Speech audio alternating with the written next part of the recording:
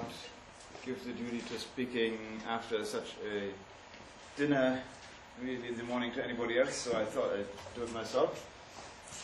And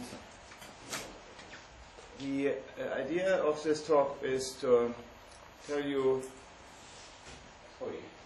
about the catastrophic quenching. Pull down the blackboard.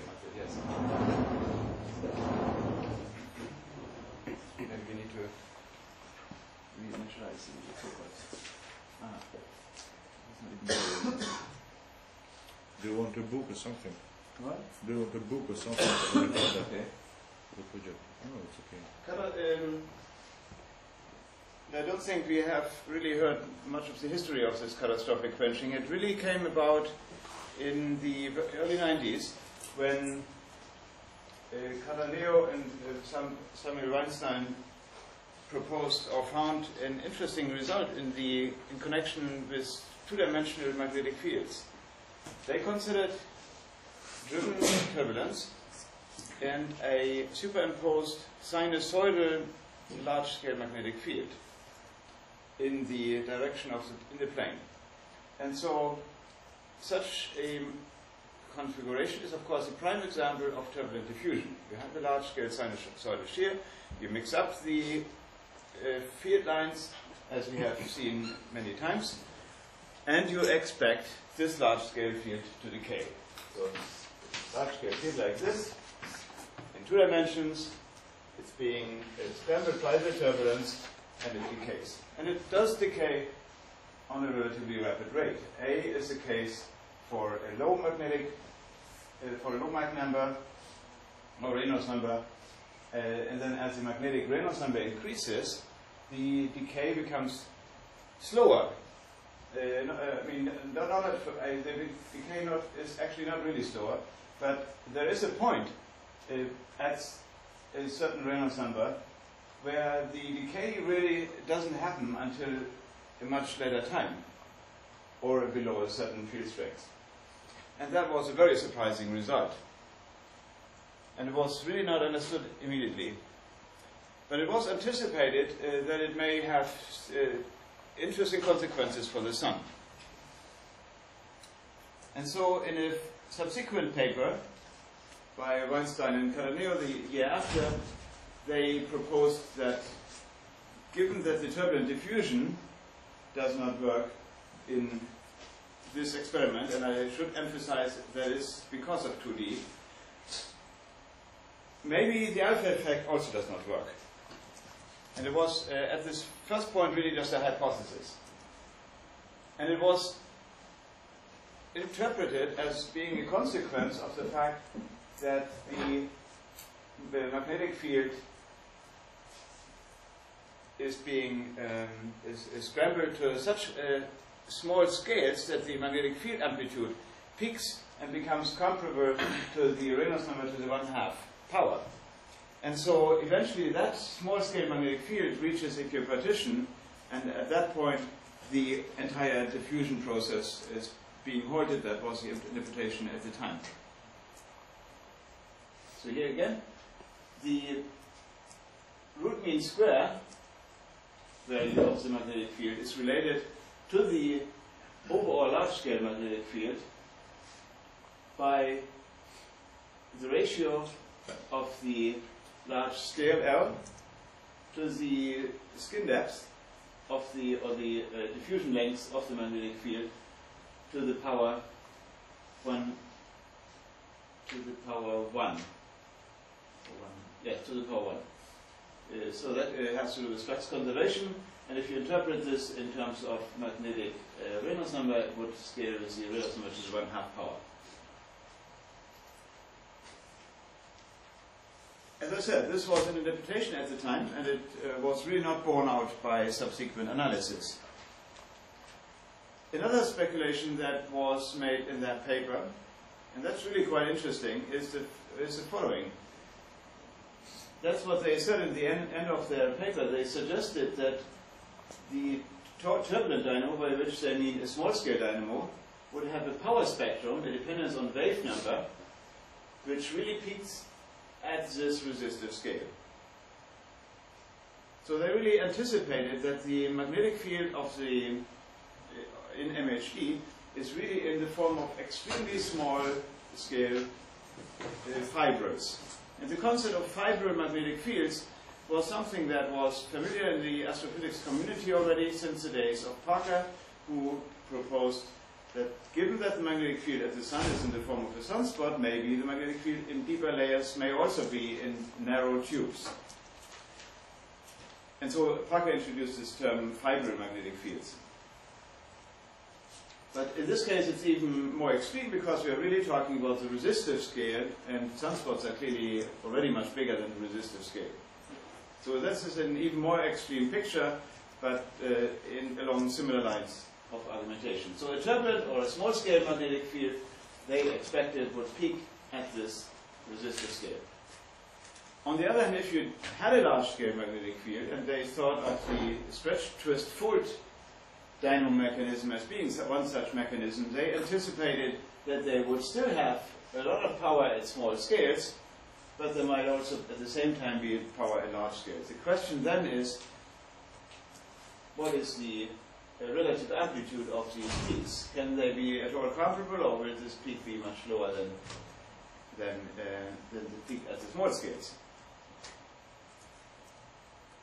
And they really thought that, given this previous argument that the magnetic field at the large scale should be really only a small multiple, a small fraction of the large scale magnetic field, the large scale magnetic field could never be generated by any turbulence effects. And so they really thought that that in cases where one really thought that dynamo action would work, that those cases might be explained instead by primordial magnetic fields. And as far as the Sun is concerned, they said we should reconsider the idea that stellar cycles may be due to torsion oscillations of a primordial magnetic field largely confined to the radiant interior. So they really brought the community into a completely different thinking at the time, and many people were troubled by that. Other people didn't believe it at all. Let me inject here at this point a much more recent picture, not that recent anymore, it's now also 7 years ago, but it was still at a time when the idea of magnetic fields being peaked at small scales was still quite prevalent. Niels Saugen, myself and Wolfgang Dobler used the, at the time, relatively new pencil code to run on one of the big machines in Norway and reached a resolution of 1024 mesh points cubed, in order to establish the question where the magnetic field of the small scale dynamo really peaks. Does it peak at the resistive scale, which would be approximately here? Or does it peak at some other scale? Anwar already yesterday mentioned a formula due to Kando Swami Subramanian, which suggested that the wave number of the peak for the small scale dynamo should be comparable to the wave number AF, where the kinetic energy peaks. That would be at this wave number 1 here. The black line is the kinetic energy, multiplied not by the magnetic Reynolds number to the 1/2, but by the critical magnetic Reynolds number to the 1/2 power. And this is the critical magnetic Reynolds number for dynamo action. That value is about 30, and so this factor would be on the order of 5. And so that is indeed something that came out of Kanaswami's formula, a formula that has been, or can be seen to be perhaps confirmed by this picture, where the magnetic energy is shown as a red line, does really peak here at a wave number of a bit more than that, maybe 7 or 8 or something. But it really has not otherwise been checked more thoroughly, and so I think this is one of the things that I wish should be established in the near future. Please. At high K, it looks like his spectrum's going up at the end. Just Yeah, right. This is, by the way, a common feature of many calculations, in particular spectral calculations. So it's typically not regarded as a as necessarily a bad feature. Of course, it has to do with the fact that when it's going critical, rather close to the maximum possible resolution, but it's still acceptable in many other people in the community. Yeah. Note also that the powers law is not really k to the minus 5/3, it's more like 1.5. So you might think this might have to do with the so-called Eroshnikov-Kragnon spectrum. We have not heard about this, I think, at this meeting, but this was a theory since the 60s which tried to establish a power law for MHD turbulence, and it was then subsequently revised by, modified by Strieder and Goldreich and Strieder in the mid-90s, and they came to the conclusion that it should rather be a k to the minus 5/3 power spectrum. Nevertheless, and there's another thing associated with their revised theory, that is that the magnetic field should be highly anisotropic at small scales. The latter fact has been established by many simulations, other simulations than these, usually, but the fact that one should have a k to the minus 5/3 power spectrum has really not been seen so much, and even the proponents of the Goldreich-Strieder theory really think that even if you do see k to the minus 1.5 in the simulations, that might still be compatible with Goldreich-Strieder for reasons that are being discussed these days in the literature. Note also one interesting fact is that the magnetic energy actually exceeds kinetic energy. I think I misspoke when I said the black line is kinetic energy. It's the blue line which is kinetic energy, and black line is the total energy, the sum of the two. And so note that the magnetic energy actually exceeds kinetic energy. Here for Prandtl number 1, the kinetic energy. But this is something also which we found surprising, because one does expect some equipartition at high wave numbers. And this, we believe, could still be a result of insufficient resolution, even though we have 124 cubed. And indeed, large eddy type simulations using the Smagorinsky scarcity and hyperviscosity for the magnetic field suggest that maybe, these are compensated spectra, they should be flat. They begin to approach the kinetic energy spectrum. It begins to approach the magnetic energy spectrum, perhaps at large Reynolds numbers. That's something you don't see from direct simulations yet, but from large eddy simulations, perhaps you do see that. So continue with the history now. Then there was an important paper in 94, 95, and 96. Called by Gruzinov and Diamond at the time, and they used for the first time the idea that the alpha effect might not just be calculated from the induction equation. This is the electromotive force, this is the average of V cross B, and they express B as in terms of its evolution equation, but then time integrated. That's the usual approach. But then there's another possible addition here to this, which would be U cross B, or minus B cross U, and then this time they take the evolution equation for V instead. When you would think both are valid approaches, although it's not necessarily clear that the sum of two valid approaches is also one valid approach, one might wonder why it's not 1/2 of this and other questions. But the idea that this momentum equation should be invoked leads to an interesting fact, namely that the alpha effect in the high conductivity limit does not just have a contribution from V cross omega, where omega is the curl of V, but there could be another term which would be proportional to a minus, times minus, so plus altogether, B dot J, where J is the curl of little b, the magnetic fluctuation. This term is called the current helicity, and this term is called the kinetic helicity. And that is the helicities of the small scales. This formula was first obtained by Fouquet, Frisch, and Leora. We heard about this. And they really invoked this formula in order to understand catastrophic quenching for the first time. Another constraint that emerged then from their analysis is that one can learn something from the assumption of a steady state of the magnetic helicity equation.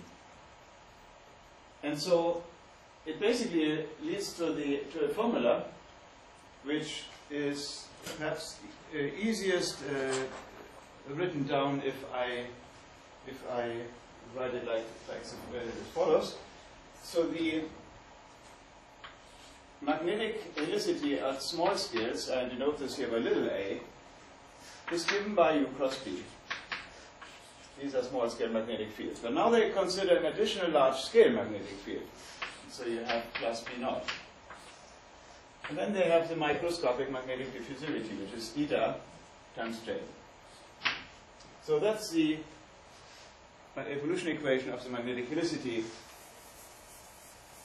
in the case of a periodic box with a large scale magnetic field B naught. And now they calculate the alpha effect, or they consider the evolution equation of magnetic helicity, so they dot this equation by another B. So do we need this term with average of V cross B, U cross B? I do it afterwards. So I dot this equation by B, and then when I dot this equation by B, U cross B dotted into B drops out. However, U cross B naught dotted into little b does not drop out, and so that one stays. And we have another term here which is eta times J dot B. And now we average, so we altogether write down the evolution equation for A dot B. That brings another factor of 2 or another factor of a half on the left hand side, and we average. This is a product that you can circularly interchange, and so you could write it in the form B naught times B cross U minus eta times J dot B, or better, minus U cross B times B naught. Now this, of course, is familiar. This is what we call the alpha effect, or the EMF normally. It's not the alpha effect. It would be the alpha effect if there's also turbulent diffusion. But if you just have a uniform magnetic field and you take as a definition of your overbar the volume average, then this becomes really just B naught, alpha times B naught. And so you find now that alpha is given by minus eta times J dot B divided by B naught squared. And so this tells you immediately that the alpha effect should scale with the magnetic diffusivity and should go down with the magnetic diffusivity immediately. And that's actually an exact result. What happens to the beta effect when you are trying to replace? The beta effect is ignored, and that's an important point. But you can include it. How can you ignore it and balance because it because then that is diffusive? Huh? Yeah. You end up with a term that is diffusive. Yes, you can do that. And in that case, you find a modified formula. Then you would have either T determinant diffusivity times J. Let me call it maybe J naught to be consistent with that. And then this equation would simply be modified so that it becomes a plus in eta T times, and then we can call it J naught times B naught divided by B naught squared, which is something like a wave number of the large scale magnetic field. So that's such a term as we later on call K1. And so that really means that even though alpha can become very small, if there is no mean current, alpha might not necessarily become very small if there is a mean current. And that will indeed show up later on as something important. But that was indeed ignored in the very beginning. I think it comes probably up immediately in the next transparency here. But before that, let me say that this idea that the alpha effect is proportional to eta and therefore catastrophically reduced in the case of very small magnetic diffusivity was borne out by simulations at the time. These are simulations here of Cattaneo and Hughes, who calculated the alpha effect by simply imposing a uniform magnetic field over the box, defining as an average, a volume average. And of course, the curl of a volume average is 0 because it's just a number, and therefore this additional term really does not show up. And so they find that alpha effect, with the alpha effect, it becomes quenched with the magnetic field at a prematurely low magnetic field strength, which is magnetic Reynolds number dependent. So they proposed a formula then, which I should call the catastrophic formula, catastrophic quenching formula, that one has a kinetic alpha effect divided by 1 plus Rm. That's really the microscopic magnetic diffusivity multiplied by the mean magnetic field squared divided by the equipartition value, which is given by kinetic RMS velocity. So that would be rho times u squared, 1/2 times v naught. So clearly, if we wanted to apply this formula to astrophysics, and that was being proposed at the time, it would mean that the alpha effect would be virtually 0, because we know RMs are very large, and the mean magnetic fields we expect to be of hopefully of comparable strength to the kinetic energy. And so in 2001 I decided I should simulate this using the simplest possible models. Until then I was considering less simple models and got results that were more confusing or not really as conclusive as they could have been with a simpler model. So I thought I'd go back to the simplest possible case. And that was a case of helical MHD turbulence in a periodic box. No imposed field, no desire to measure any alpha as yet, and just to see what happens. And I think Kandu already shows the results, and I show a movie in a moment. We do find a large-scale magnetic field gradually emerging. We also find a power spectrum, which is here given in the end of this paper, which looks essentially like this. So we do have, or expect to have, is the usual k to the minus 5 power spectrum at the length scale to the right of the injection scale, or forcing scale, this kf here. And then to the left, the magnetic energy and the kinetic energy decay. However, we do have an inverse cascade. And so it turns out that magnetic field can be generated at a scale larger than the injection scale, which is comparable to the scale of the box, such that the magnetic energy reaches a peak which is even larger than the peak at the injection scale by a certain factor. So this is a picture which is similar to the, in some sense, similar to the picture we saw in the beginning, which really suggested that we might have a peak at a large scale, coming from a large scale dynamo, and we have a peak at small scale. But this is not really quite true, because this really suggested a peak at the resistive scale. So what one really should have drawn is a peak here, plus another peak here, and then the Kolmogorov spectrum, which would interpolate all the way down to the resistive scale. So there's not really a peak at the resistive scale, there would be a peak at the injection scale, and after that there's a Kolmogorov. So this peak is at the wrong position in the plot, so to speak. No, actually, isn't it true that in the kinematic stage it will be there, but in a nonlinear stage where the larger scales within the inertial range will also grow? Yes. It will be washed away, right? Yes. That is something which I think the Kazantsev spectrum has been mentioned in this school, and I think that's what Anwar is referring to. We know that if the magnetic field is still weak, it does indeed peak at the small scales.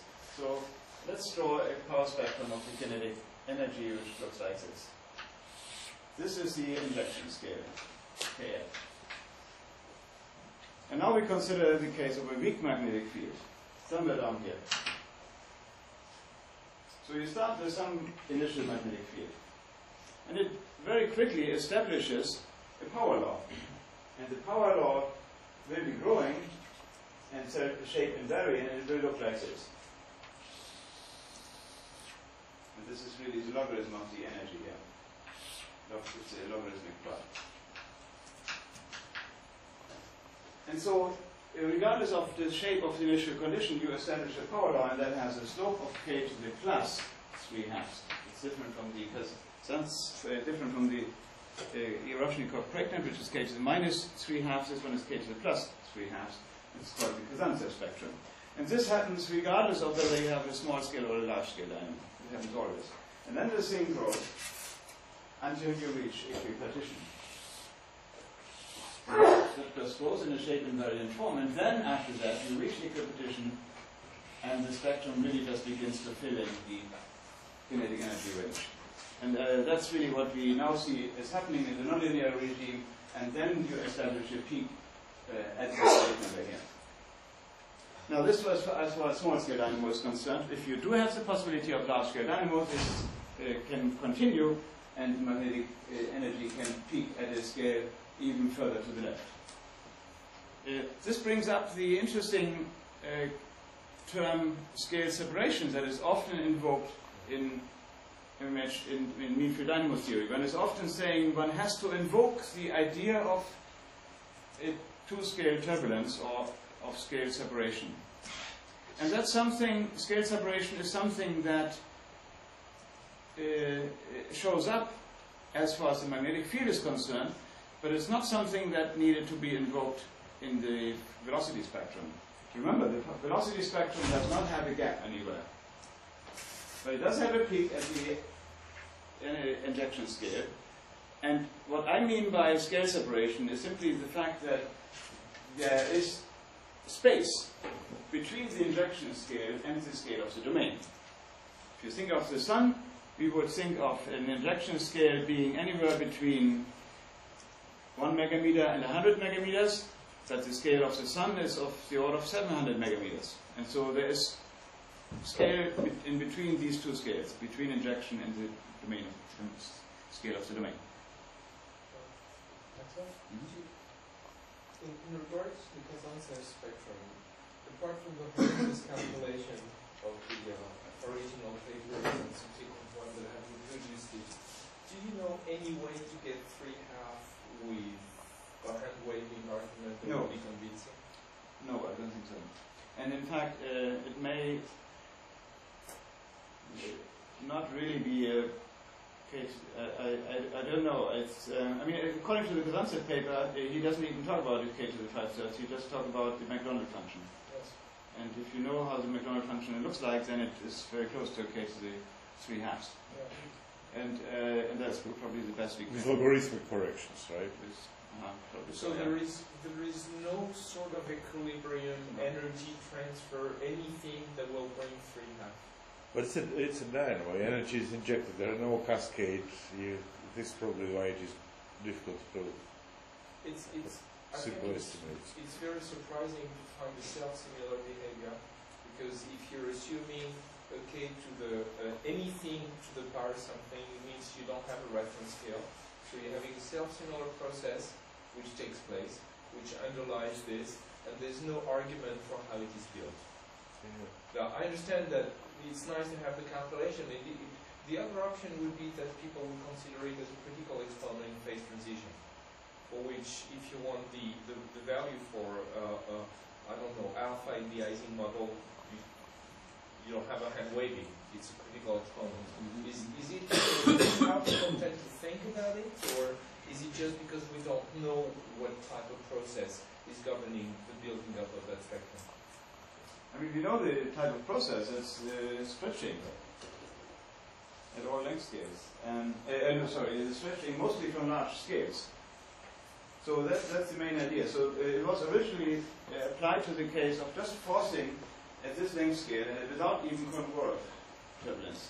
And so therefore it was initially thought that the Kazantsev spectrum may not be a generic thing, it may only apply to the so-called large magnetic Prandtl number case. So single scale random flow, right?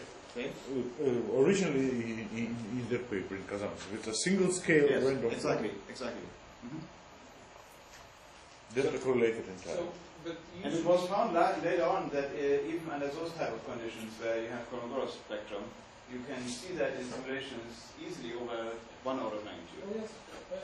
But usually when you know it is the stretching, and you know you're converting energy to this and that, most of the time people can make it back on Yeah, the yeah, exactly. type of Very scaling complete. and get very happy in the end. Have you tried that? I've Did never it work? seen it. I never honestly tried to I drive mean, this I tried a spectrum, little but bit, but it's indeed, I don't think it worked. And you tried. Shikin also tells me it shouldn't Yeah, work. Alex tried and it Yeah. couldn't. Yeah. Okay, we should do it this afternoon. At least know more precisely why there is no scaling argument. Because then it tells you under which conditions you're becoming scale free. I don't want the hand waving because I like waving better than math. Is that the hand waving will tell you which are the relevant scales and when it would drop out to make it scale free. And eventually it's related to the issue of scale separation. It's that one scale that disappears and leaves you with the scale free.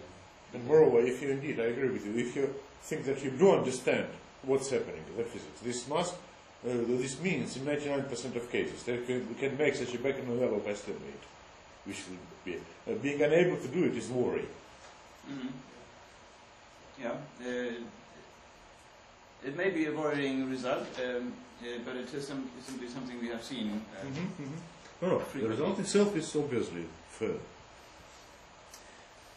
So, I think Kando already mentioned the fact that that you do see a large-scale magnetic field building up in helically driven turbulence. You would expect that.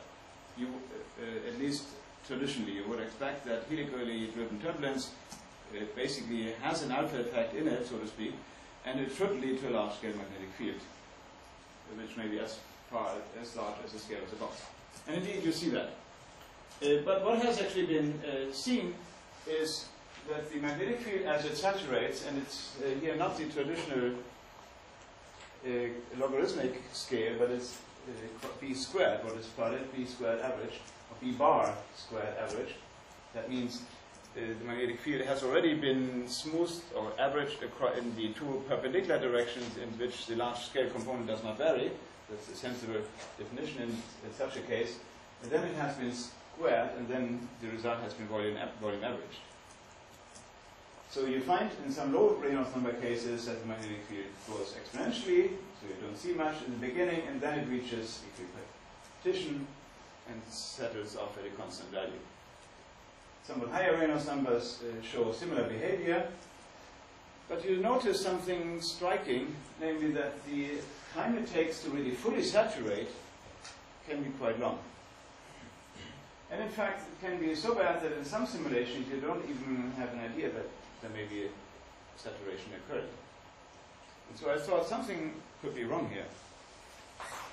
I thought it might be a good moment at this point to show you that such a result can nowadays be obtained reasonably easily with a pencil code, or with any code, if it is prepared for this. So if you go to my homepage, you find, and I showed you that already, you find pages for teaching material, and here's material for the class that I taught in Trieste. There is something on helical dynamos. You can download the files that are relevant for this. You can download the entire tar file as a startup directory. And let me show you this whole thing actually on the machine itself.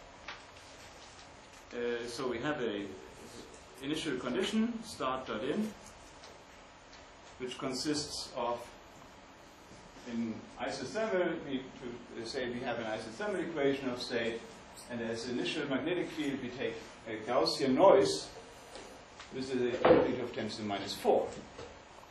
Alternatively, we could try some type of arbitrarily large scale magnetic field, but we want to take random magnetic fields. And then we let it run. But let me show you the other parameters that go into such a calculation. We drive it with a helical forcing function with a certain amplitude and the relative velocity, which is maximum, +1. We have a magnetic diffusivity of 2 times 10 to the minus 3, and a viscosity of 10 to the minus 2, 2 times 10 to the minus 2. And look at this. We use a resolution which is 16 mesh points in the x, y, and z directions. Very low resolution. You would hardly think that such a calculation makes much sense, and the reason I really present this here is simply because it already is sufficient to get dynamo action. So I start the initial condition, and then I run this in background, and I show you the result as it's running. So here you see what happens in the beginning. So you see that the magnetic field, and first of all you see that the kinetic energy has been rising from a small value to some value of around 0.2. The sound speed is a compressible calculation. The sound speed is about 1, so that means we have a Mach number of around 0.2. That's the logarithm scale. The magnetic field at the beginning is decaying. That's because we have started with a random magnetic field which really gets diffused, and so much of the energy is being lost. And then eventually it begins to grow. You don't know whether it's a dynamo yet until you really run for longer. And so that's another important story. So but now, after some time, and this is live, this is now live running, this is at time 100, we begin to see that the magnetic field begins to grow approximately exponentially. But these times are still short compared to the resistive time. Let me try one thing here. There is a... I thought I had an ideal routine which I prepared here, which could be... That's not the one I went. Fit maybe. So that's showing you the magnetic field growth as it's running now using just d squared, non-logarithmic plot. So it's drastically increasing. It doesn't make sense at this point to look at a linear scale.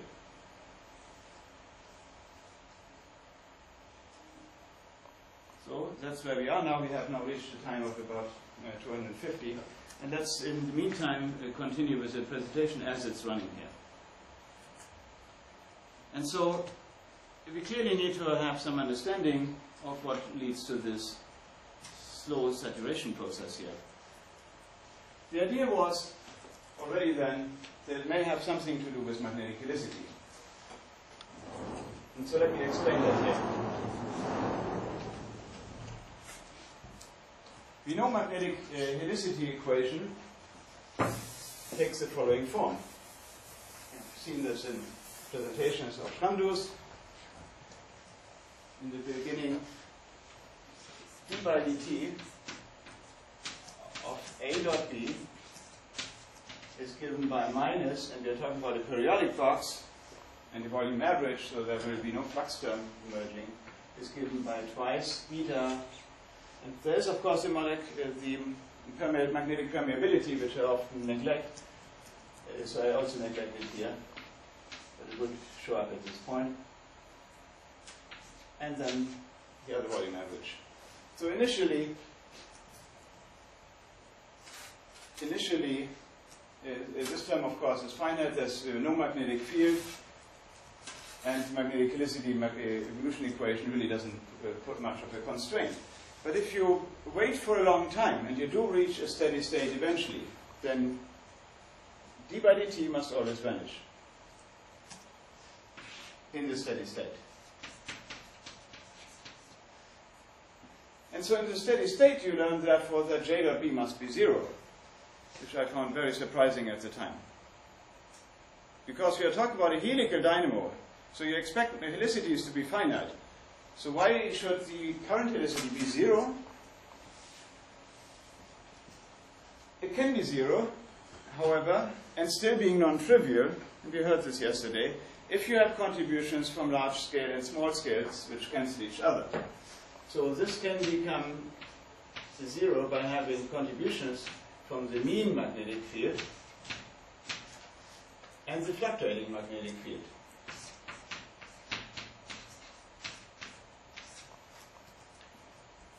J dot B on the average and the fluctuating magnetic field. And they could have opposite sign. So you're driving this positive magnetic kinetic helicity.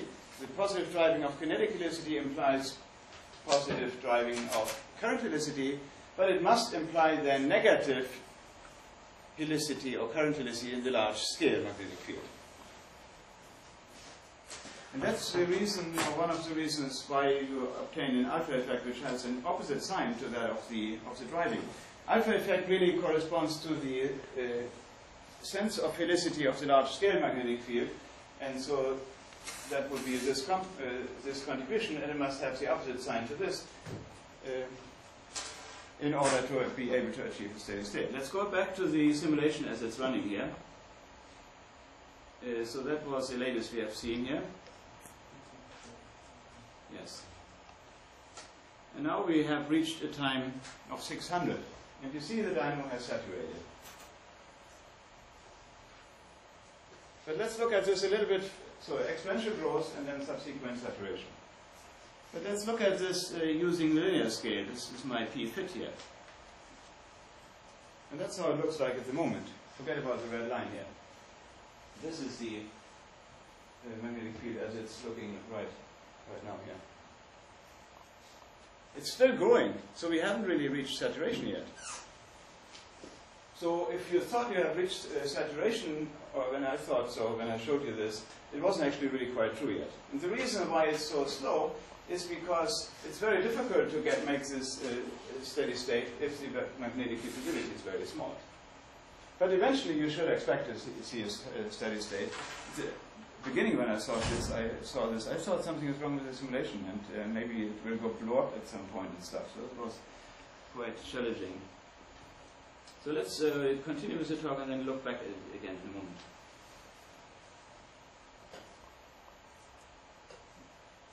So the idea then was that it can be interpreted as a result of two equal contributions that reach a mutual balance. But how can we understand the slow growth? In that case, we need to restore the time derivative again. And we can try to approximate this large-scale magnetic field by the actual mean magnetic field. We know, or at least expect, that the mean magnetic field should be of Beltrami type. So that means, and it should be having negative magnetic current helicities. So therefore, J should be a negative multiple of B bar. So that means J times B bar should be equal to minus K1 times B bar squared. That's an equation I wrote down earlier. Maybe it was down here. Down here. And that's what I called K1 here. And then conversely, I would write J dot B as equal to Kf. And expect this to be times P's little bar squared, rolling average. And so that should come in with positive helicity, with a positive factor because I'm driving with a positive helicity. So this all is multiplied with my factor of minus 2 eta, and it should be equal to the magnetic helicity. So what do I put here? Can I also replace this by the magnetic field? And the answer is yes. Again, I can write a bracket here, and I write this in terms of B bar squared. But of course, magnetic helicity, unlike current helicity, goes with the inverse wave number, and so it should be minus again, for the same reason, but K1 to the minus 1. There would be a contribution with a plus, Kf to the minus 1 times B bar squared, for the same reason here. And so there's nothing about mean field theory here, except that I have defined mean fields, but I'm not using any alpha effect or anything. Let's look at the simulation again as we are talking. And so this was what we had last time. And now you see it does begin to reach saturation here. There's a red curve which I expect to be reasonably close. Maybe one can fit it even better, at least at early times. At late times I thought this red curve should be the right fit. So what is possibly this fit here, which should apply to later times? So the idea then is that at late times, the small-scale magnetic field has reached saturation. So we expect that B bar squared eventually, after saturation, T larger than what I call Ts, which is the time where the small-scale magnetic field reaches saturation, that this one is comparable to U squared, to the equivalent value, rho and rho mu naught. Now I do write mu naught here. And that's of course what we call the equipartition square. So that's an approximation. And this is in some sense an idealization. Now if that's the case, this should be steady. And so if it's steady, there's no need to keep the time derivative of a steady quantity. And now, if it's steady, this acts as a driving term in this inhomogeneous ordinary differential equation.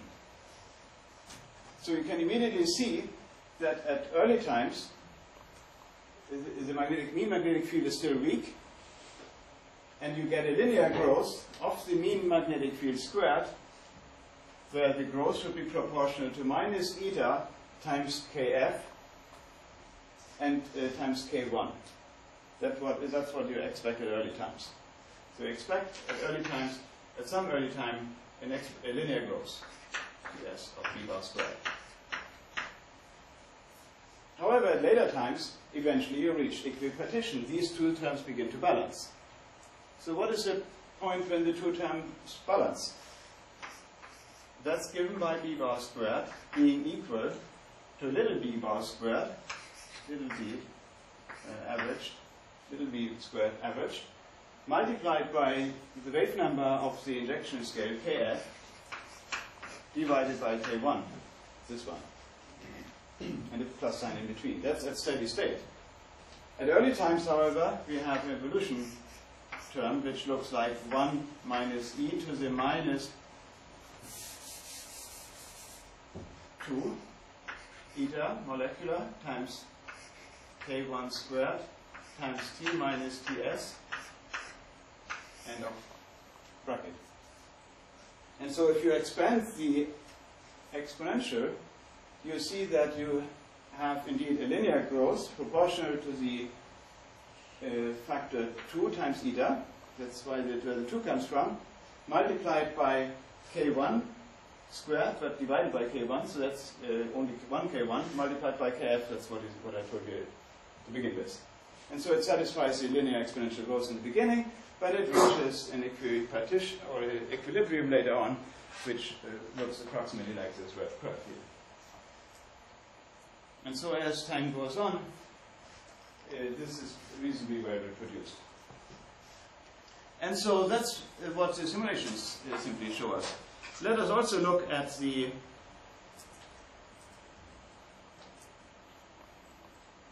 this is here directly looking at the saved snapshots. That's not a real video, but it's just running the snapshots as they are. Here we have reached the time 100. There's still everything random. Remember, this is only 16 mesh points cubed. Very poor resolution. You can do much better, but of course there's more points. If you ask, by the way, for the accuracy of 16 points cubed, I think it's accurate to within 3% as far as the eigenvalue or the critical value of the Roberts flow is concerned. So now you begin to see a large-scale pattern developing gradually. And it has a sinusoidal variation in one of the directions, and that's here the x direction. So the x direction, the BZ component, which is shown here, shows a variation. And that's what we expect, which is called a Beltrami field. If people just had the computing power of as little as this one requires here, 60 mesh points cubed, which they had, of course, but if they had thought about this, I mean, clearly this could have been possible way before the first small-scale dynamos calculations were found. which was in 1980. So this could have been done way before that already, but it somehow has been overlooked. So I think I can stop this here. It really reaches a large-scale magnetic field. And we understand now that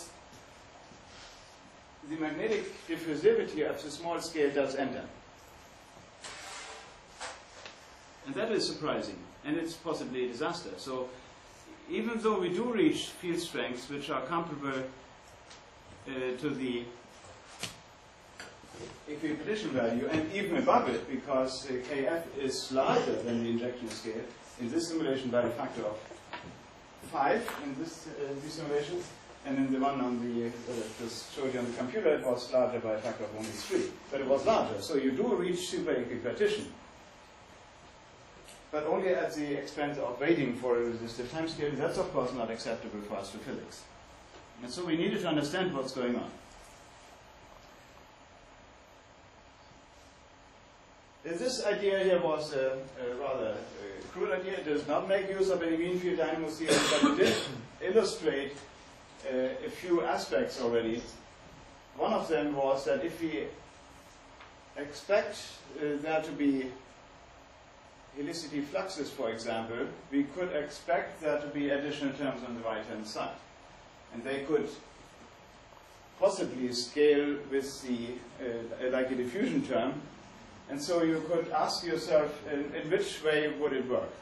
And this we have discussed in the beginning of when we found this.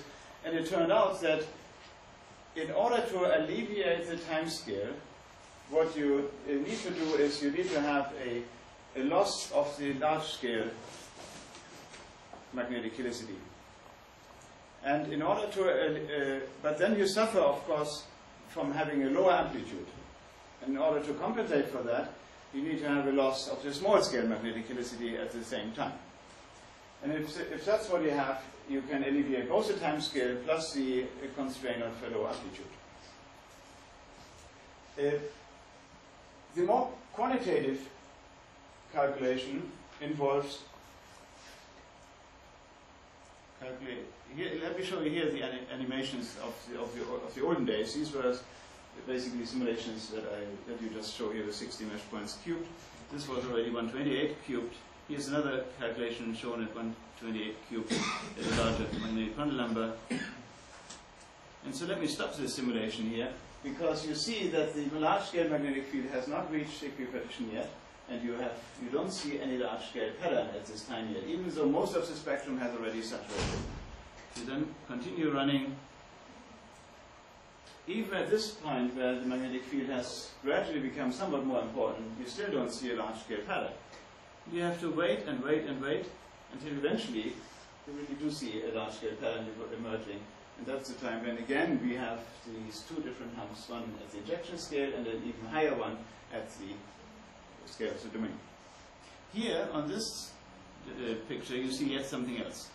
And what is done here is the forcing. That's a fairly small Reynolds number. The forcing is done at almost the end of the computation of the highest wave numbers that we have access to. But we do see that a large-scale magnetic field develops at a scale which is different from the scale of the domain, but it's clearly a larger scale than the ejection scale, which was here. And once you reach equipartition, this bump begins to move to the left. And so that's the idea. Let me show you this again.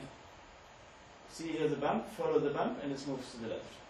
And so that's perhaps the pictorial illustration of what people have been anticipating as being an inverse cascade. But it's not really an inverse cascade, but it is instead a non-local transfer. It's an immediate transfer from this scale to either this scale, and at later times immediately to this scale, without any intermediate steps. And therefore one should not call it a cascade. How can you determine that, or can you plot transfer functions? We have calculated transfer function. That's in my 2001 paper. Yes.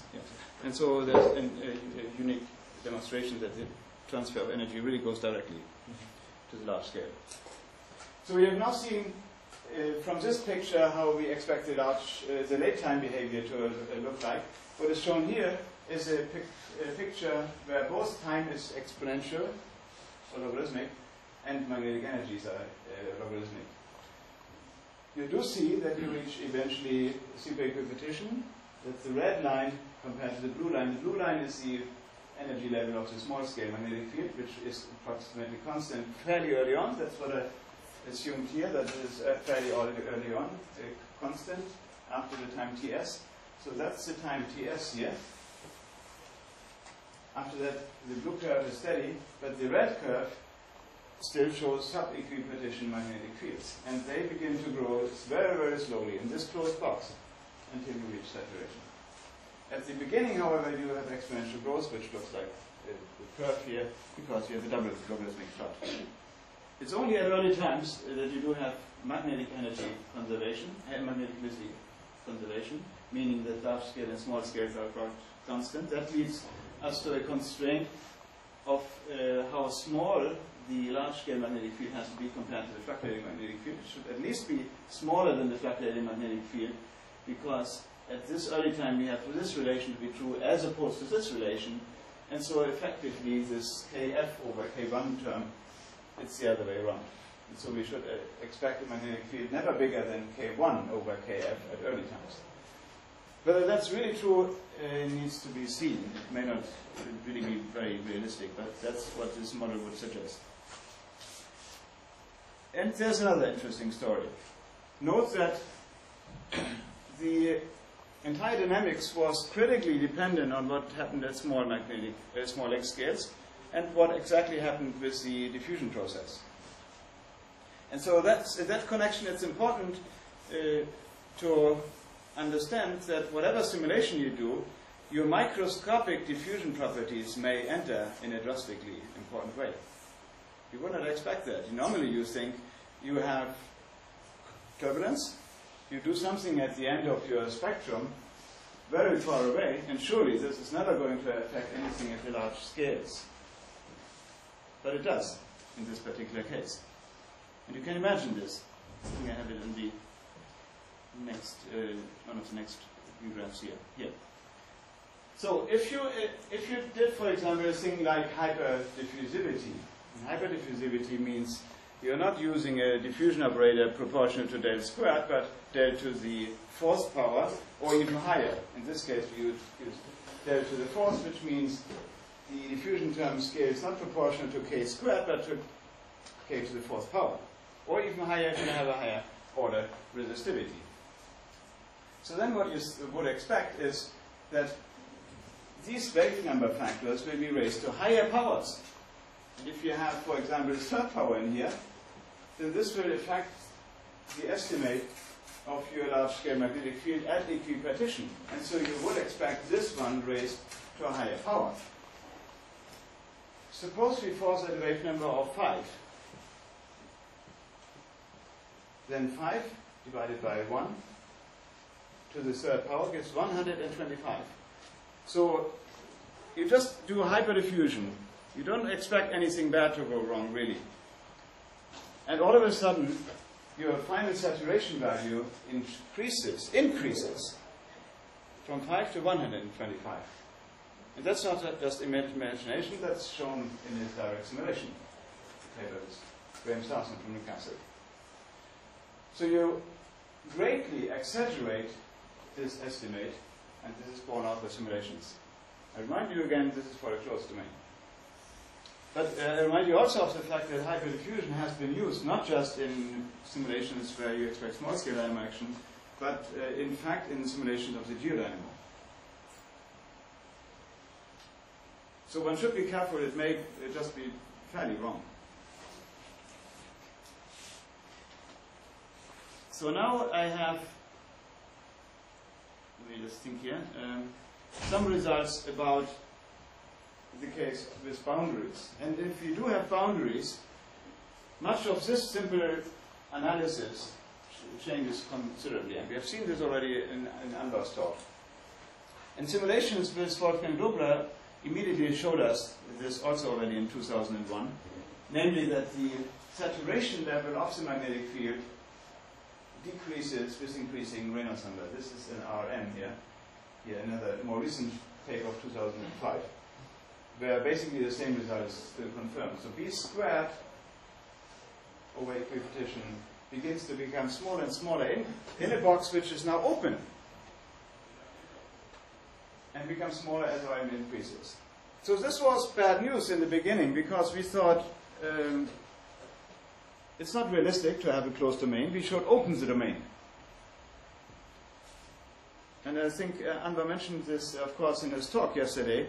But having an open domain may not be sufficient. I mean, if I take Anwar's cup of coffee here, Empty. shouldn't have said this. So suppose there's coffee in here. I can take water, of course. Then will I have a flux of water?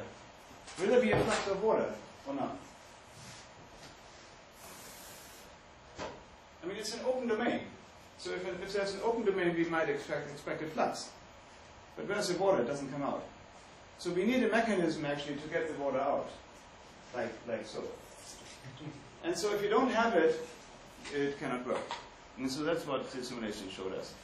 So we need to drive a flux, and that was then a result with Kanaswamy-Subramanian, and prior to that with Sandin, where we looked at the alpha effect in the case of shear. In calculations with Subramanian of 2004, so the same year before that, we already confirmed that there is a flux of helicity in the presence of shear. And it was obtained first by Vishniak and Cho, not in order to alleviate alpha quenching, but in order to propose a completely different mechanism of an alpha effect that entirely relies on these fluxes without even having a kinetic alpha effect. And in the papers, Kando, we found that one should expect fluxes of helicity along lines of constant shear. So how does it look like in the sun? In the sun, we have contours of constant shear, which we expect to be parallel to the tachocline in low latitudes and in high latitudes, and to be radially outwards at mid-depth. And so, in order to simulate this in a simple way, and I think that's still a pretty good idea, and I would recommend to do that again perhaps if you want to do it in a Cartesian domain. But nowadays we can do it, and Petri has shown this, of course, we can do this using the pencil code in spherical geometry if you don't go all the way to the pole. You don't need to go all the way to the pole. But this was done in a box.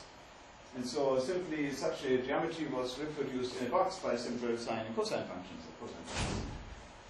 With appropriate boundary conditions such that you do have an equator here and you have an open surface out here, which was simulated with a normal field condition, which is what Jean-François already explained to us. The normal field condition is a condition that is possibly not only emulating the soft iron boundary condition in laboratory sodium experiments, but it was a condition that is often used in astrophysics in order to do what really should be a potential field boundary condition. But a potential field boundary condition is often numerically slightly more troublesome, although we actually have it now in the code, even with certain profiles of shear. But a simpler way to do that is to simply have the normal field condition, which means that essentially that the normal components of the magnetic field vanish. I mean, the components in the plane vanish. And so that means the magnetic field lines can still move freely in the lateral direction. And what we found by imposing a magnetic field using the so-called imposed field method, we found that the alpha effect in units of the RMS velocity can reach now values on the order of 0.1 for intermediate Reynolds numbers, whereas in a domain without shear or with closed boundaries, so now we have tipped the cup, but we have put a closed boundary, so again no water comes out. We have a very, very small alpha effect. So that seems, it seems therefore that the nature of this formula has to be switched depending on circumstances. So that means this formula is already not a universal formula anymore. And the case of a real dynamo action in that case was then obtained a year after, and this picture came out of this work where we find a large-scale dynamo action reaching equipotential values close to what is shown here is the magnetic field of the mean field, average along the toroidal direction. In this case, with the same shear profile that I showed you, divided by the total magnetic field. So this shows us which fraction of energy is contained in the large-scale magnetic field as opposed to the total field. And so you see then that values close to 70% can be obtained, provided you have an open domain. If you have a closed domain, the magnetic energy never reaches these large values. So this was in the case of a cup which was tipped, and so the water couldn't come out, even though it was actually transported close to the boundaries.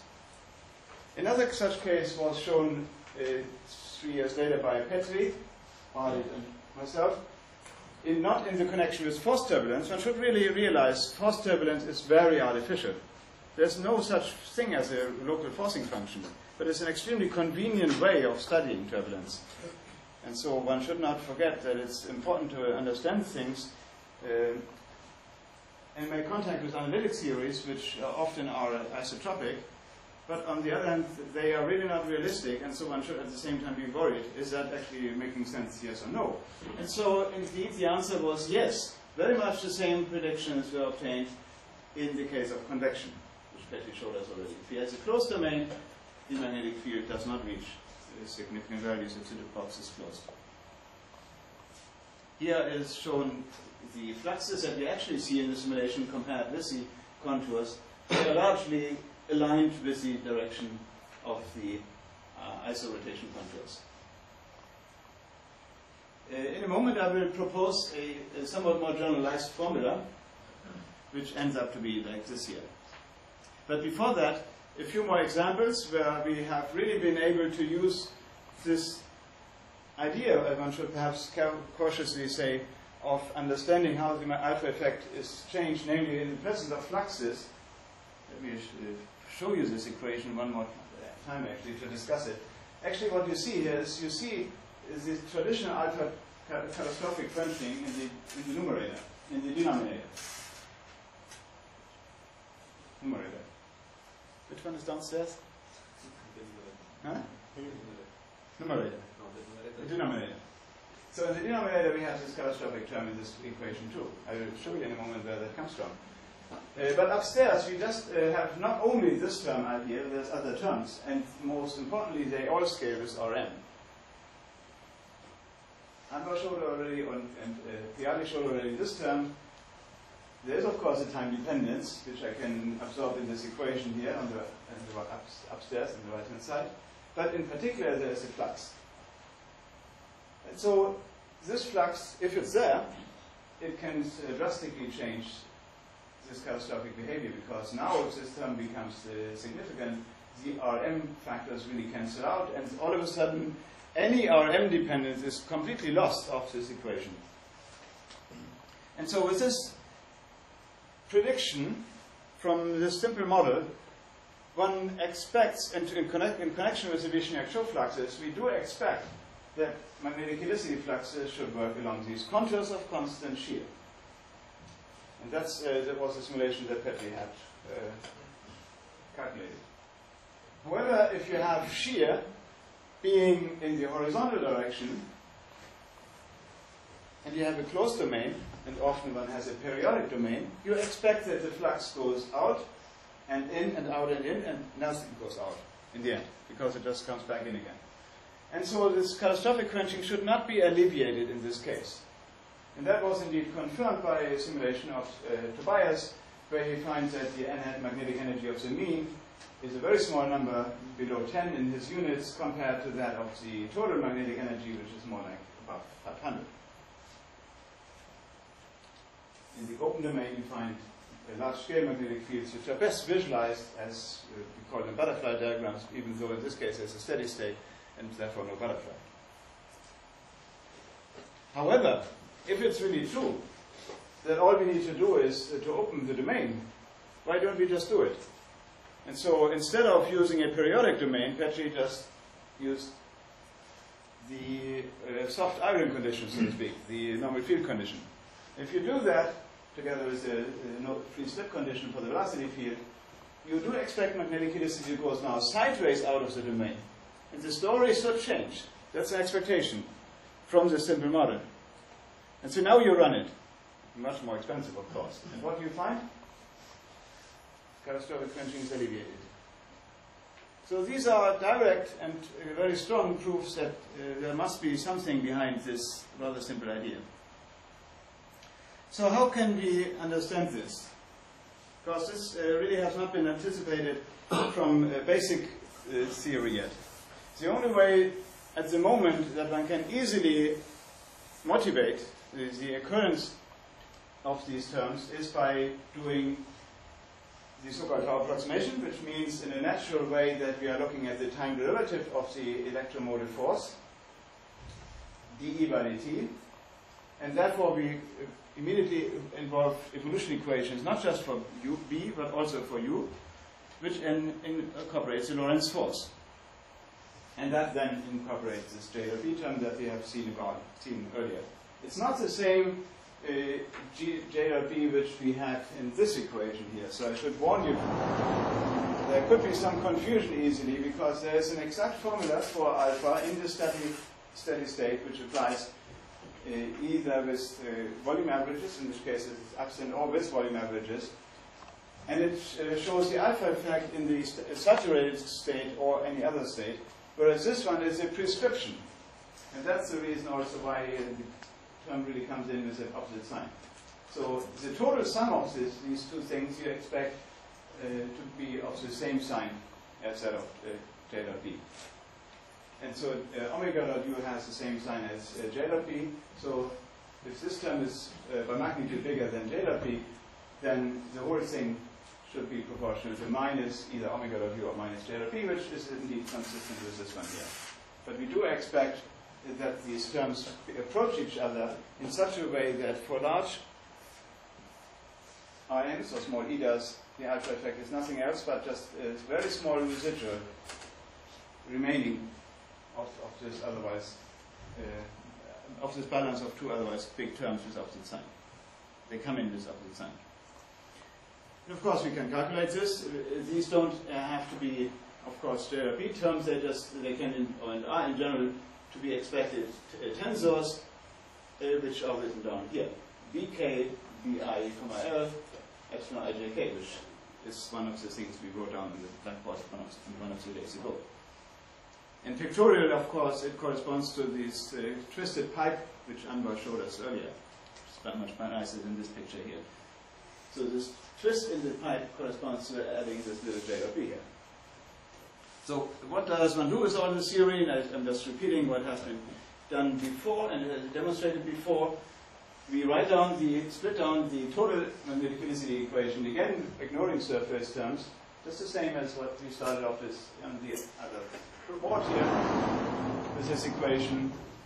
But now we do make use of mean field theory. So that means we actually, at the moment when we actually split it, we actually know the evolution equation that we expect for the large-scale magnetic field, because we expect the large-scale magnetic field to be governed by an alpha effect and a turbulent diffusion. So we actually know these terms must produce magnetic helicity, which are equal to E dot B times the factor of 2. So the large-scale magnetic helicity will be produced all the time in a way that we know, provided we know alpha and eta. And we know, of course, microscopic diffusion here. But given that the total sum of these two terms must be equal to the total sum of J dot B, we also know that this term must be balancing another term such that you get 0, which means these two terms must be the same, but coming in with an opposite sign. So we know immediately the evolution equation for the small-scale magnetic helicity without any approximation. The reason why it works so simply here in this case, and can do emphasize this, is because in the magnetic helicity equation there is no triple correlation entering anymore, except for the flux terms which are absent here. That's the reason why we have actually an exact relation. Once we know this relation, we know this relation immediately. And now we have a closed formula once we invoke this formula, because we can takes this one as the magnetic contribution to alpha, so we can stick in an alpha magnetic in here, which is the second contribution to the alpha, in addition to the alpha kinetic. And A dot B is simply proportional to J dot B with one of these Kf factors, in this case squared. So A dot B is Kf to the minus 2 times J dot B. And so we have a closed equation for alpha magnetic. And that's how this equation then looks like. It's this equation, I remind you again, it comes from this second equation here, and this becomes an alpha magnetic. Here we have an alpha magnetic on the right-hand side, multiplied by an eta, which corresponds to having an eta in the total equation and an Rm factor out inside, in front of the production term here. So all of a sudden we have a natural occurrence of the magnetic Reynolds number in the prescription for the alpha effect. So how does this look like in the steady state? Instead of just believing, let me just let me take it here. So you see directly that you have an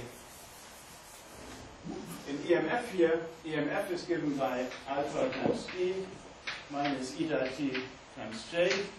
You multiply this by your B factor out here, so that becomes B bar squared. This becomes J dot B.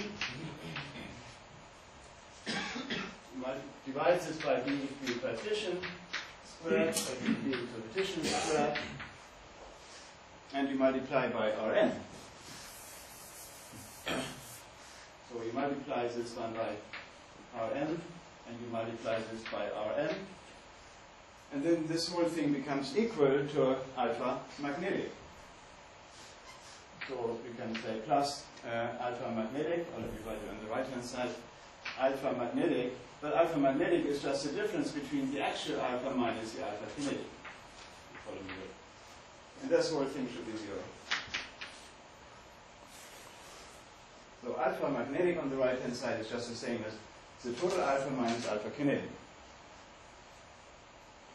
And now I have an alpha here and I have an alpha here, and I can solve for this. So now alpha becomes equal to, of course, I have a 1 divided by 1 times Rn times B over B bar squared up in the denominator times Rm times B bar squared divided by the partition squared, and upstairs we have our alpha kinetic, and we have the Rm factor times eta t times J bar dot D bar divided by the partition squared. So that simply follows out of the steady state assumption, which is really only valid at late times, and therefore would be a disaster if you actually used that equation for the periodic box. This you can't use for the periodic box successfully, because there's really no justification for neglecting the time dependence. But it does tell you that the steady state assumption of this catastrophic formula can be understood, and it would be an exact result in all cases where you choose to define a magnetic field given by a total volume average. And if you have a total volume average, the current of something which is a total volume average, of course, is 0. Derivative of a constant gives 0. So in other words, if you ask yourself, how much effort does it take to amplify the magnetic field of the entire universe? And then you will find you cannot change it. It will simply never change, because it must be essentially a constant. And so that's the reason why this alpha naturally must be a catastrophically quenched expression. However, if you do have a mean current, and so, for example, if you do introduce or generate a Beltrami field, which we do, you've seen it in the simulations. If you do generate a Beltrami field, then J dot B will be equal to K1. This will be a big factor multiplied by Rn. And so the final saturation value, you do expect there to be still a finite alpha effect. There is one caveat though, because we don't know what happens to eta t. So eta t needs to be calculated separately. And that is where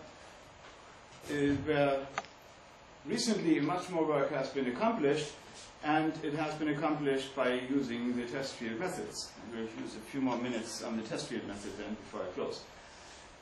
Let me emphasize, as I said already, mean field theory has been of predictive value for us so far, because we have been understanding the effects of open domains with and without shear, because we expect fluxes to be present in the case of shear. And there's other expectations which can be confirmed with theory, namely the different behaviors of the parities that depend on the geometry, the boundary conditions of the domain, for example. So in many ways, mean field theory has been a predictive theory. You just adopt it without cheating. So we have learned already how mean field coefficients can be calculated. You use the evolution equation for the fluctuations, adopt a set of different test fields. For each test field you can calculate an EMF and calculate therefore all the coefficients of alpha and eta in one go. You typically calculate 2 pairs of such things. And this method has been accurate and can be confirmed in all those cases where you know the analytic solution. And you know the analytic solution for simple flows like the Roberts flow. I recommend this always as a good test example where we do know many things, the saturation of growth rates.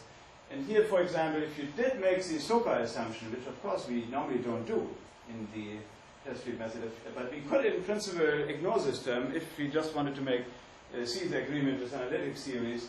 You see that the numerically calculated values, which are the dots, agree precisely with the analytically calculated ones, which is simply a linear relation. Alpha is equal to 1/3 times the Reynolds number times the RMS velocity. That's an exact relation for the Roberts flow. I think there should be 1/2 of the Roberts flow. There's also analytic results which Karl-Heinz and Matthias derived some years ago. If you don't neglect these terms, that was relevant back then in order to produce the Karlsruhe dynamo results, and Karl-Heinz, I believe, will talk about this. So in that connection, he had already calculated the non-SOPA results, which are also reproduced by the test field method. We have seen this case here. I think that was an important case back then because at the time it was not even necessarily clear that the kinematic values of alpha saturate or converge to a constant value as far as large RMs is concerned. Large meaning only up to 200, but yes.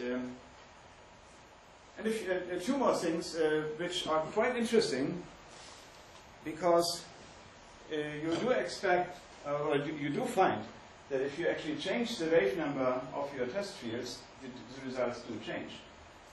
So if you take a smaller scale magnetic field, the mean field transport coefficient is typically decreased. I think that's important if you want to apply mean field theory to things like large eddy simulations, because then you do expect these coefficients to depend on how small a scale you need to apply these transport coefficients at. And of course, we have also heard from Matthias what that actually means. It means that the alpha effect really cannot be treated in those cases. By those cases, I mean cases where kf divided by k1 is not necessarily infinite. We don't have infinite scale separation, we have finite scale separation.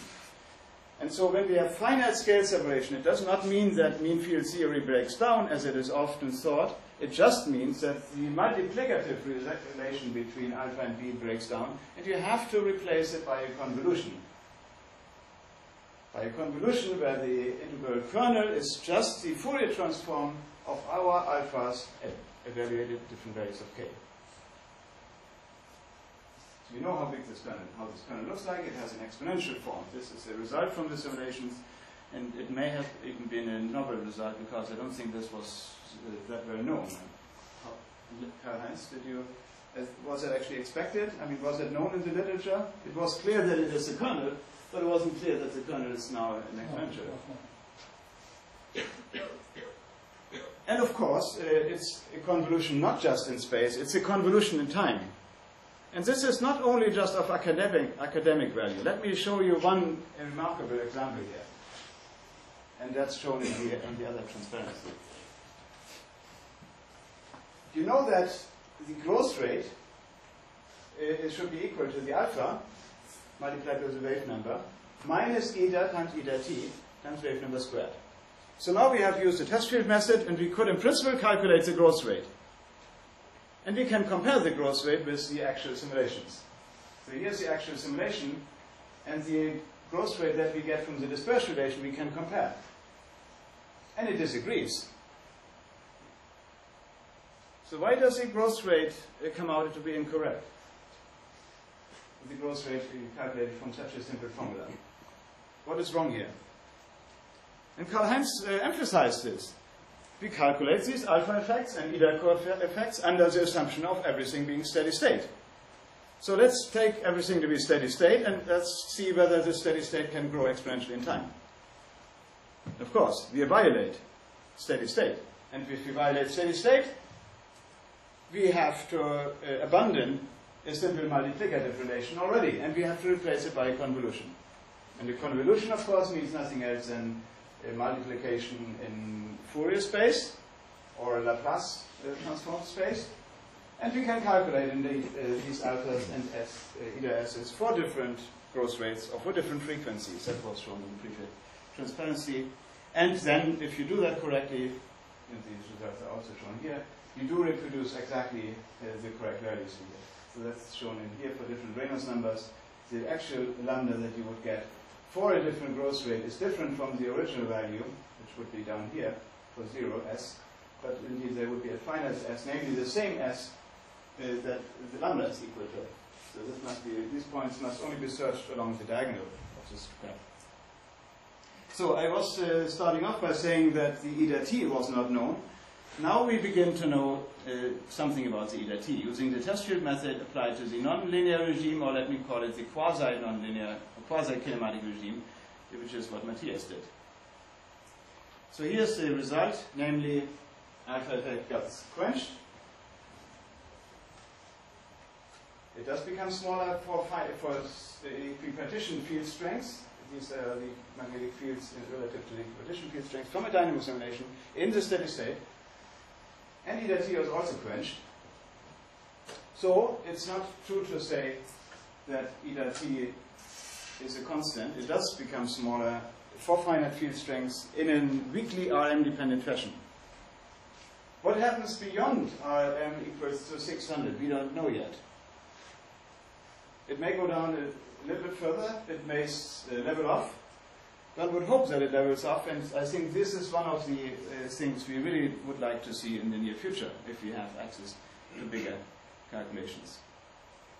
I think this has perhaps been mentioned in one of the group sessions. We do expect the alpha to be a tensor, and we know then if we the magnetic part of this tensor is additional part of the tensor is Bij, and we know that this is normally never of any relevance, because whenever we take the actual magnetic field, Matthias said it already, if you multiply this tensor by the actual magnetic field, it's only a relation which looks non-tensorial as far as the actual electromotive force is concerned. However, if for some reason you were to do an experiment with an alpha tensor, or with a velocity field, which was the result of a nonlinear dynamo, and you exposed it to a different evolution, a different magnetic field, and that's an experiment that was done by Cataleo and Tobias, you would expect no longer alpha 1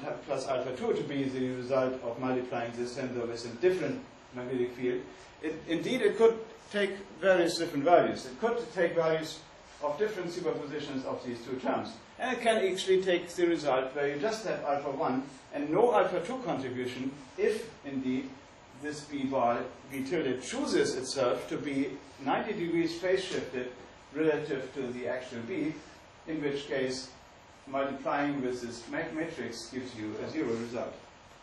So you can choose a magnetic field for such a completely passive evolution equation. It's not a real induction equation anymore, but it's an interesting thought experiment for sure. You do expect that from this nonlinear quenching result, that the tensorial shape then shows up. And so this indeed gives even a method. So it's not just such a stupid method. We can actually use it as a method to try to understand the tensorial shape of the alpha attack for components that are not primarily relevant for the actual magnetic field. But they do become relevant from fields that have a different shape than the actual one. So finally, as far as the sun is concerned, I believe we have to abandon the idea that the magnetic field is fibral. Petri showed this in his simulations. Fibral magnetic fields of small scale we have only in the kinematic stage, not in the nonlinear stage where the magnetic field reaches large scale structures. It is shown from the simulations also. And so the question then is, if the magnetic field is really produced within the bulk of the convection zone, how would we now explain the appearance of sunspots that was so nicely explained as a local bipolar region as a result of a flux tube, a long flux tube from the bottom of the convection zone that rose all the way to the top of the convection zone. And so one idea, and that is what I would like to close with, is the possibility that the dynamo may be working in the bulk of the convection zone, possibly strongly shaped by this negative gradient, which we know can produce a quadrupole migration with additional problems that I mentioned already. But we do need a new theory for how these sunspots are being formed.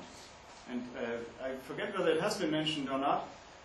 One proposal back then was the one by Leonid Kchatinov and Mazur, who proposed that the convection zone might be subject to an instability, in the sense that you have a turbulent transport of heat, which is being locally suppressed by the magnetic field. And if you suppress the transport locally, the gas should contract further and further, amplifying the magnetic field in such a way that it drags with it the magnetic field into a more strongly concentrated configuration, so where the magnetic heat flux is suppressed even further.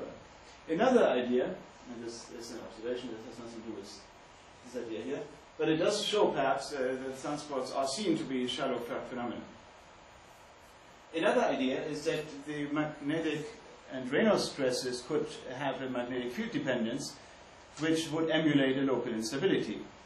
So if the Reynolds stresses is indeed the most important part, has a contribution from the magnetic field with coefficients that are bigger than unity, and of the sign as shown here,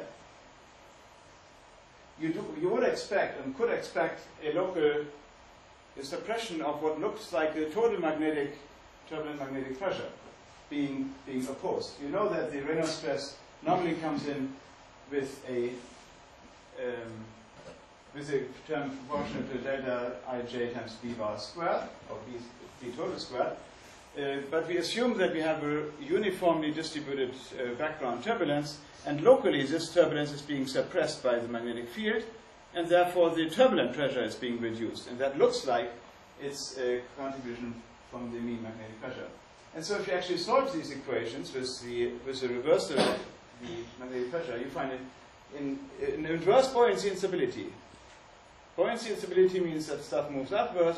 If you essentially change the sign, in a B-dependent fashion though, it means magnetic buoyancy should lead to downward propagating structures. But this means not the actual magnetic field, but it's the mean magnetic field. So it's putting mean field theory to an entirely new level, where we would be now applying mean field theory to a smaller scale.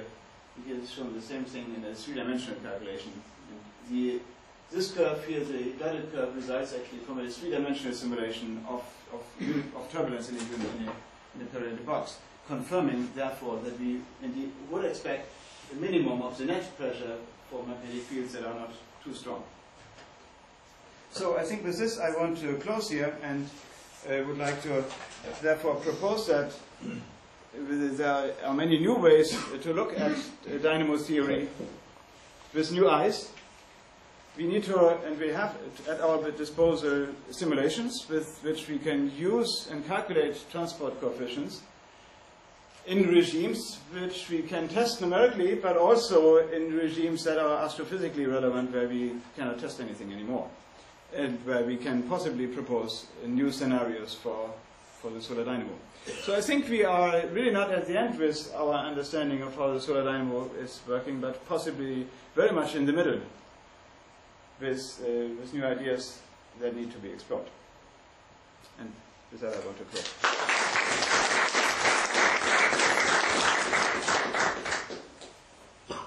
Yeah, questions please. Yes. I didn't understand, a few slides ago you had, you said the magnetic field wasn't fibrous. And then you seem to suggest that that means that you can't have sunspots, deep-seated sunspots. Yeah, what it really means is that the strongly invoked idea of buoyancy, magnetic buoyancy, is something that may not have much of a basis. Because you can have magnetic buoyancy from a layer. Yes, but at the same time it's being pumped, and that's one of the things we see nicely in the simulation here. It's being pumped downwards. That was seen, of course, in a number of simulations over the years, almost 2 decades ago.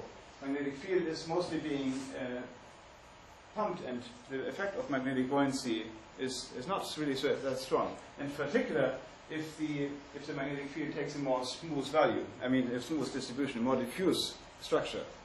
But it doesn't mean that the buoyancy doesn't work. It works. Simply there are other effects which balance it, right? I mean, to come back to the idea of, of these tubes, we do expect, or we thought we should have expected, that these magnetic fields down here reach values on the order of 100,000 Gauss, which is very strong. And it's so strong that even Petri has never seen anything like that in his simulations yet. Even though he has very strong shear which is already artificially enhanced relative to what it would be in the sun. And he does have an overshoot layer. And so there is no numerical basis for the idea that there is a strong magnetic field of vastly in super-equiposition at the bottom of the convection zone. Secondly, the magnetic field is not in the form of strong tubes. It's more diffuse, and it's more diffuse throughout the entire convection zone. But still, the buoyancy, the tube or no tube, can be equally buoyant, right? You don't need tubes to have magnetic buoyancy. But of course, if the magnetic tube is the field strengths that we are typically thinking of here would no longer be 100,000 Gauss, it would be just maybe 300 Gauss. So it's less than the field in a sunspot. Maybe even by a factor of 10, right? So if you have something like 300 Gauss, buoyancy will be negligible compared to the turbulent transport of these structures. You only need, I think it's 50,000 kilowatts or something, in a few regions where you're going to get buoyancy. So that was the hope of people who try to manufacture such things, yes. But I think Petri has difficulties conforming to those expectations, right? Yeah, how many times equipartition do you have to be? Usually you get something like of the order of equipartition, or a couple of times higher. But I guess you would have to have something like 1 order or 2 orders of magnitude more. Yeah, the value of the equiposition field strength, the equiposition at the bottom of the convection zone, according to Sprout's model, which is often mentioned, I think is often misquoted, and even I myself thought it was bigger. It is actually only 1,000 Gauss at the bottom of the convection zone. At R is equal to 0.7 solar radian. So that's really not much, according to the Sprout model. And so if 100,000 Gauss or even 50 kilogauss would be 50 times the equipartition, which is not even seen in simulations where the effects of shear are artificially exaggerated, as in Petri's simulations. So I think there is a difficulty, and I don't think one should just ignore what the simulations tell us. And also one should not really ignore what the theory told us. I mean, in principle, we knew how the transport coefficients, how alpha and eta t looked like throughout the convection zone. We always knew this. There were models by Krugolubsky back in '84 already.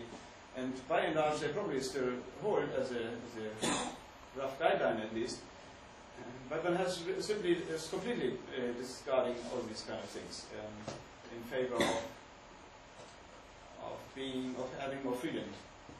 And of course, in order to really explain something which might look better than the sun, we've seen the simulations of course of Bialis which look quite convincing. But one has to do it at the price of not making any contact with the three-dimensional simulations.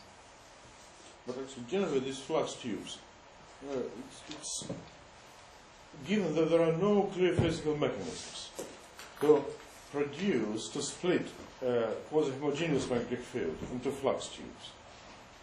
Betting on them and putting all your eggs into this basket of flux tubes is dangerous. I could never understand it, why people want flux tubes if there are no physical mechanisms explaining the formation of flux tubes. Exactly, yeah. Right? So what Arno says is, I mean, we do know we have sunspots at the surface of the sun, but we really don't know why we should have such things at the bottom of the convection zone or anywhere else. And indeed, we don't, according to simulations. And as I said, at the most, we might have them during the kinematic stage of the simulation. And these are kinematic stage is not something that might be relevant to the sun, I believe, because a kinematic stage would not have a mean field of any form. So you would not see what we now see as a solar cycle, which with its nice reversals and stuff. So I think we really should be thinking, and even though, and Brandenburg has of course simulations, other people also have large-scale simulations in spherical domains, which cannot show oscillations. The boxes only didn't do that. So, well, they do in certain parameter regimes. the boxes. Yeah, but that's not been published. Yeah. How does that fit with the scaling arguments of Parker that the magnetic field for sunspots must be deep seeking? The scaling argument. I mean, I know of I think 3 arguments based on from the original paper by Weiss and Spiegel and Weiss in Nature in 1980. And I'm not sure whether the Parker thing is different from that. But that was earlier. So remind me again of that. You don't know that? Yeah. So at least the argument of Spiegel and Weiss was essentially that first of all, it's magnetic buoyancy. You wanted to, and the term parking of magnetic field was coined by Yuri Tumri much later. You think of having an oscillator, but the oscillator frequency should be very low, so you think you park it when it's up here, and you let it swing through again, and then you park it again for 5 years, keeping everything stable for 5 years, and then all of a sudden becomes unstable and goes again back. So that was one idea. You want to have it stable, and then you want it not to be stable, but you want it to be stable because you think of these. I mean, actually, one does not think at this moment of a dynamo. Really, one really just thinks there is a magnetic field made by somebody. We are not interested in the details, and we are just caring about how we can either make it unstable or how it would evolve when it goes up. But we are not really interested in the entire mechanism of producing these tubes and maintaining them, which of course does require dynamo action. And I think dynamo action would be terribly inefficient if it just is confined to a narrow layer. It's clearly more efficient if it works throughout the bulk of the convection zone, and there's no good reason. Another reason, there's various reasons of course, why over the years this idea has been reconfirmed. One other idea was indeed this catastrophic quenching, which has now, I think, a more proper understanding. But it was thought that this was the right equation, and if the bulk of if you do have if the alpha effect is supposed to work, it must work in a layer where there's no magnetic field, essentially. That was the idea. If this formula is true. And the idea was simply that if you don't have a magnetic field, then you cannot quench it. And this idea, I said already earlier, is of course flawed because alpha is really just it's a sum of 2 effects. And so there can be very well an alpha effect if there's a magnetic field, regardless of whether there's a kinetic alpha effect at the same position. So you do have this either production of magnetic fields through such a mechanism, or at least the quenching of any dynamo mechanism, even if there is otherwise no kinetic alpha effect. So the idea that was also flawed. How it is explained by this, let's say, shallow sunspot production, the pair with different polarities? We typically do find the emergence of pairs every now and then. I should refer you to the 2005 paper, where there are at least 3 plots of random occurrences of bipolar regions, and they typically have an inclination angle too. And the inclination angle has nothing to do with the sign of the helicity, as you would normally expect. And indeed, the same orientation has been seen for positive helicity, for negative helicity, and even for zero helicity. And indeed, this simulation showed dynamo action even for zero helicity back in 2005. So, and the same bipolar regions, the bipolar region has the same orientation. Actually, I think I had this on one of the transparencies. But, yes, yes, it was much better. Here. The tilt of bipolar regions depends mainly on the latitudinal differential rotation. And that the orientation of bipolarities depend on the orientation of the latitudinal component of the field rather than its azimuthal component. The sense of tilt is thus independent of the sign of alpha. The simulations suggest that more or less isolated bipolar regions can emerge in a way that is at least as plausible as a picture of a strong tilted flux tube poking through the surface from deep underneath. That's, yeah, please. Normally when it talks about the single injection scale, it's a reinforcing scale, but shouldn't it be natural to consider like sort of power law forcing? Power law forcing, yeah, perhaps so. Power law forcing may be more realistic, but conceptually it's harder to make contact with analytic theories, and I'm not sure there's necessarily a big gain or end gain, as opposed to even confusing things further. But if you certainly power law is a more causal thing. A single sine wave, of course, is a completely acausal thing. It means simply that in one go you are attracting the entire domain without any causality. So it's certainly quite an unrealistic thing. So certainly as far as cosmological applications, the big length scale is concerned, this would not be a good thing to do. But in the sun, I think it's a good model. And of course we have seen, and we have been worried, whether any predictions with this forcing make sense. It's important to worry about all these things, but by and large we see very much the same phenomena being borne out so far. And that means, but of course there's more confusion too, because convection is highly inhomogeneous. And so there would be magnetic helicity fluxes, for example, from just the inhomogeneity of the turbulent background to be expected. So there's many things that all of a sudden you have to deal with at the same time, and you cannot disentangle them so cleanly anymore. So I think one should play on these different avenues here to clarify the overall theory.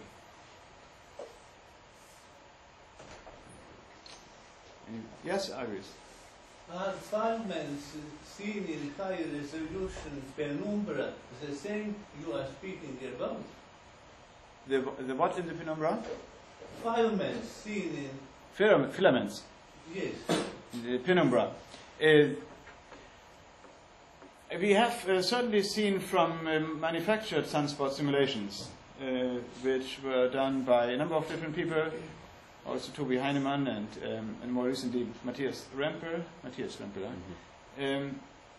that filaments are being produced once you have a strong magnetic flux concentration within convection. So you do produce the filaments in the penumbra in a fairly realistic way. So you certainly get the feeling that they really got the sun even better than the sun itself can do it on the computer. But of course, as I said, they have to manufacture it. That means they have to keep the magnetic field in place all the time. So if they let it go, it just diffuses. Absolutely. But why is that? Manufactured sounds like a negative. It's not. You know, why you think that the mechanisms, the sunspots are not produced by some local specific physics which cannot be included into the models of the type you were discussing. Therefore, you cannot include all the possible physics in one model. Yes, exactly. Therefore, they are not manufactured. They're just, this looks like a relevant model. And you have to separate two different phenomena. That's right, yes. The generation of the magnetic field in general, and its concentration for the sunspots. So, why should you assume that it should happen? Yeah, I think my prejudice was also partially because I think that the idea was really that we do have a magnetic field coming from the bottom of the convection zone, and all you're needing to do is that at some layer, a virtual layer, you're just fixing the magnetic flux here. And that's what you do. Of course, you could also pretend that you might generate the same overall dynamics up here if you had an intrinsic mechanism which tries to we have of course these type of flows here, which tries to which leads to confinement of such a tube, but as a local turbulent phenomenon. But Axel, you just mentioned that in some of the simulations there is something like weak pairs of sunspots. Yeah. You don't even hope to have this stuff in your models. No. If you see them, most probably is a coincidence. Yes. Because at least because all the solutions are very strongly sensitive to the boundary conditions, and sunspots are boundary phenomena. Now, first you say that boundary conditions are important. Then you say my boundary conditions are unphysical, and then you try to explain sunspots. No way. Explain what happens deep, somewhere deep in the. Yeah. But I was asked the question. Then ask somebody else. No, I was asked the question how I expect these sunspots should be formed, and my anticipation is that you do have within the convection zone local enhancements of the magnetic flux in some layers. They are not a sunspot yet, but we do need some external mechanism of which I think there could be hope in terms of these effective negative magnetic pressure effects, that could lead to the concentration of the magnetic flux, possibly as much as a real sunspot is. But this, of course, really has not been seen. This is a big challenge. Moreover, in addition, even models of convection. I never saw, maybe just because of my ignorance, a model of convection with free surface. We do have, of course, simulations with radiation transport. And the radiation transport essentially emulates a free surface, because you can then... But still, no. We are talking about formation of sunspots. They occur on the boundary of dense plasma and the atmosphere, which is entirely different properties. And you are trying to reproduce this in a box, which has a boundary, on the box boundary with periodic boxes. It's just looking under the lamp. Looking for the loss I think there's evidence now that, at least from the analytic theory that this factors exist, plus from box simulations with a uniform magnetic field, that the Raynaud stress depends on the mean magnetic field in a way that could emulate a negative magnetic pressure instability. And if that's the case, we need to simply know, is that just an accident or coincidence? And what would be the conclusions out of this, if it really is there? And why have we not seen it in any simulations yet? And I think there are perhaps good answers for all these questions. We haven't seen it because the simulations didn't have the right amount of scale separation or the right field strengths or parameter ranges yet. These are possible suggestions that need to be looked at. So I don't think that is really looking at it under the lamppost, because we know there's an open question to be addressed, which would be directly relevant to these sunspots. So we just need to follow this path instead of not following an inviting path. It's an inviting path, and I think one should explore it. But still, I was always worried that sunspots occur on a free surface of a convection layer. And over all my life, where I was attending lots of conferences on various sorts of convection, I can't remember a single talk on a convection with a free surface. No, but I disagree. I think the simulations, I would regard this as a good. Then just given on the bottom, and we run our computer. No. I will show you during the break the simulations of Matthias Remper. Oh, yeah, Matthias is different. Yes. Right. So that's. I know Matthias's results. Yes. So they look convincing. And of course, they can't get the whole story. This is asked too much, of course, at this moment. And I think there's indeed, many people are doing simulations with convection and with radiation transport. There will not be the expected scale separation simply because these convective blobs are restricted in their size or in their spectrum by the resolution that you have, and the overall timescales over which you run. Everything is rather limited still. So you may easily overlook something which you may find if you have a good way to look for things that have not been seen. Mean field theory is a predictive tool, at least in principle.